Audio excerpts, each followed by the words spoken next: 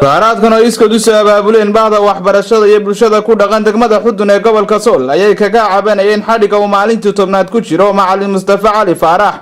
oo kamid ah macallimiinta wax ka dhiga iskuulka iyo macaahida degmada Xudun. mudaaharaadkan oo ah mid agaasiman oo aan wadan wax rabshada ah ayaa dadku boorar ay ku soo gudbinayeen halkudhigiyo ay kaga dalbanayaan Somaliland inay ilaaliyaan xuquuqda muwaadinka iyo shuruucda garsoorka. waxa kale oo ay kaga digayaan inay muddadii dhaaftay xilliga sharcigu jideeyay. maanta waxaynu isugu nimid dugsiga hoose dhexe oo beeshinkaas inaynu mowqifkeena ka caddayno halkan xidhitaanka macallinkii dayarta ahaa ee iskuulka la yiraahdo ilays uu ahaa macallinka la yiraahdo Mustafa Cali Faarax aanu garan weynay iyo ragga la mid ah sababta loola baxay ee loo xidhay ilaa iyo hadda la garan laayahay.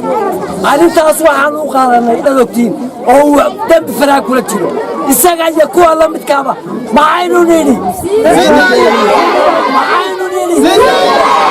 waanu ka xunahay موقف كيالا لماذا يلا جدلا يلا لماذا يلا كيالا بوحة وحنو لنا يسيدايا ملح حجمديسة الساقة يكوها لمدكا mudaaharaadayaasha oo isu soo baxay fagaaraha dugsiga hoose dhexe degmada Xudun ee gobolka Sool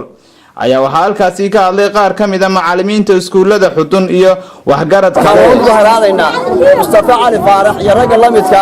ah ee ku xiran Hargeysa waxa lagu qabtay ilaa hadda la socodsiin ee isbuuca maraysa ee sagdada xaan la geyn oo aan maxkamad la geyn oo waxba aan laga qorin oo waxa lagu haysto ilaa hadda maamulka Somaliland uu sheegin anagu ma aflaga doonayno mana hanjawayno laakiin waxaanu leenahay cadeynana xaq hadaanan arrintaasi degdeg wax looga qaban maamulka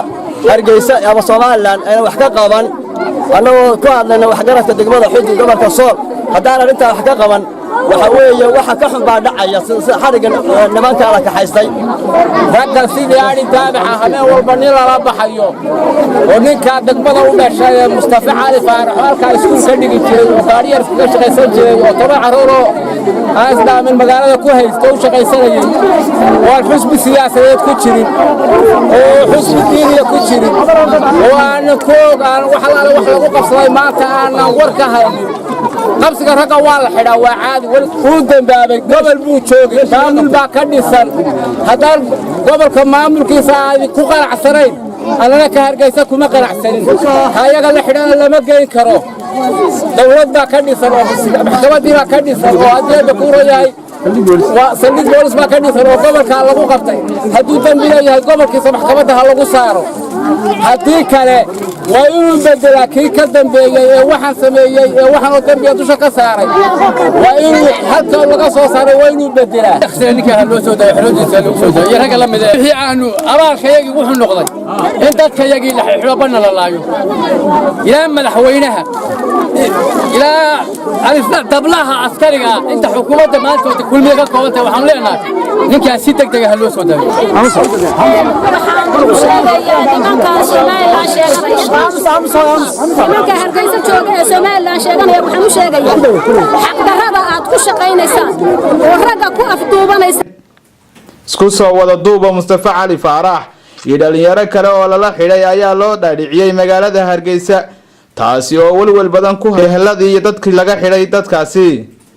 waa Maxamuud Aadan Askar Maxamuud Guray Somali News TV Laascaanood.